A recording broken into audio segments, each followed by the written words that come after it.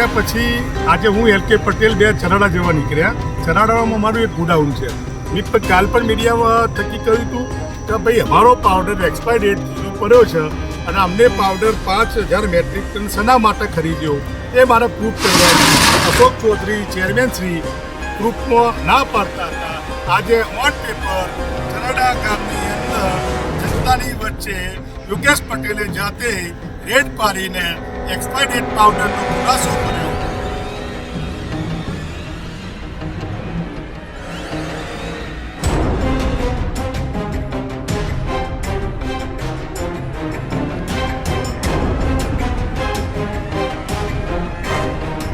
તો 2025 થી કઈ તારીખ છે? કઈ 2 એપ્રિલ 2025 થી ડેકો છે અને એમપી સાહેબ એવું કી છે અને 5000 મેટ્રિક ટન પાછું ખરીદ્યો પાવડર એમને બહારથી. અને આપણું આ પાવડર જે ઓગાળ્યો નહીં, બહારથી શાના માટે લાવવો પડે? તમે જોયું એક્સપાયર ડેટ થઈ ગયો.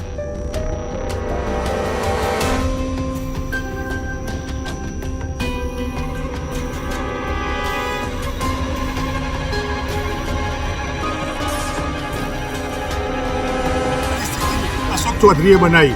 આજે પણ એમના ઘણા લોકો આવીને એક પત્રકાર ઉપર પણ જેમ તેમ વર્તન એમને કર્યું. આજ મારી જોડે પણ વાઇસ ચેરમેન છતાં પણ અમે તપાસમાં પણ ના જઈ શકીએ, એ ચાવી પણ ના આપી શકીએ.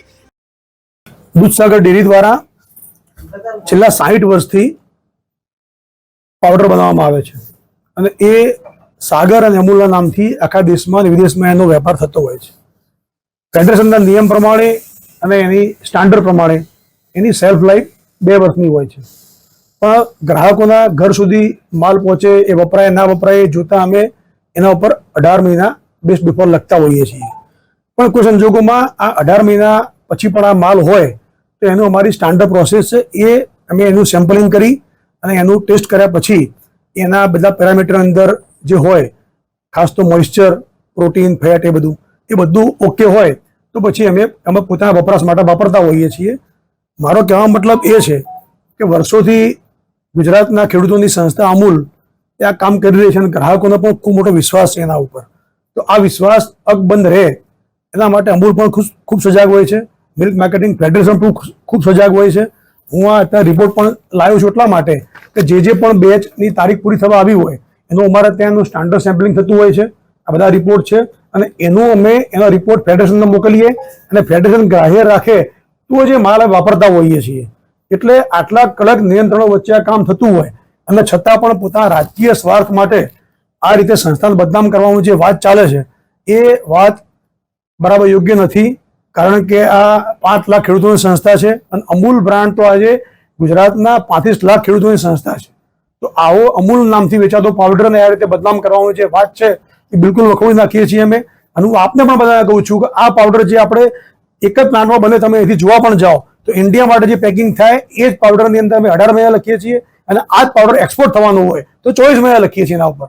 એટલા માટે 24 મહિના લખીએ છીએ કે એ વિદેશમાં ક્યારે પહોંચશે, શિપમેન્ટ થાય, ત્યાં પડ્યો રહે, એટલા માટે અમે 24 મહિના લખીએ છીએ. એનો મતલબ એ થાય કે 24 મહિના સુધી પાવડર સેફ છે. અમે 24 મહિના પછી પણ કોઈ જગ્યાએ એવું થાય તો સેમ્પલિંગ થતું હોય છે. અહીં તો 18 મહિનાની વાત છે. તો આ આખી વાત બિલકુલ વાહિયાત વાત છે. દૂધસાગર ડેરી એમના ગુણવત્તા નીતિ ઉપર બિલકુલ 100% ખરી ઉતરેલી છે. એ એમનો અંગત પ્રશ્ન હશે, એ કરતા હશે. આજે પણ મને જાણવા મળ્યું કે એ ત્યાં આગળ ચરાડા મુકામે જઈ અને એમને જાતે સીલ તોડ્યું, લોક તોડી અને અંદર જે એમનો પ્રવેશ કર્યો. અમે ધારીએ તો ફરિયાદ કરી શકીએ છીએ અત્યારે, પણ એટલા પણ નથી કરતા કે હવે ડેરીનો અંતરનો મામલો છે. એ અહીં આવીને કહી શકતા હતા તો એ સાથે અહીંથી અધિકારી આવતો એમના સાથે ખોલીને બતાવતો એમને જે માલ છે તો પડ્યો છે, ક્યાં જવાનો છે. એ લગભગ 400 ટન જેવો માલ પડ્યો છે આશરે.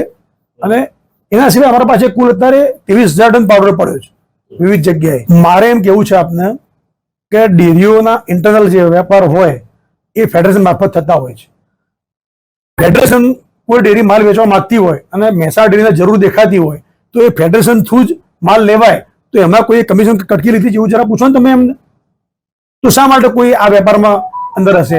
પણ જ્યારે એમને દેખાતું હોય માર્કેટ સારું અત્યારે થઈ રહ્યું છે તો માલ લેતા હોઈએ છીએ. મારા આપના માધ્યમથી જણાવવું છે કે અમે 231 રૂપિયાથી લઈને 245 રૂપિયા સુધી અલગ અલગ પાવડર ખરીદ્યો, જે ગુજરાતનો મિલ્ક માર્કેટિંગ ફેડરેશનનો જ ખરીદ્યો. કોઈ પ્રાઇવેટ ડેરી પર નથી ખરીદ્યો, અમૂલ ફેડરેશન પાસેથી ખરીદ્યો, એ આજે 290 રૂપિયા ભાવ છે એનો, તો એ સંસ્થાને ફાયદો થાય છે ને એના કારણે. તો એમાં કોઈને શું તકલીફ થાય છે? દૂધસાગર ડેરી દ્વારા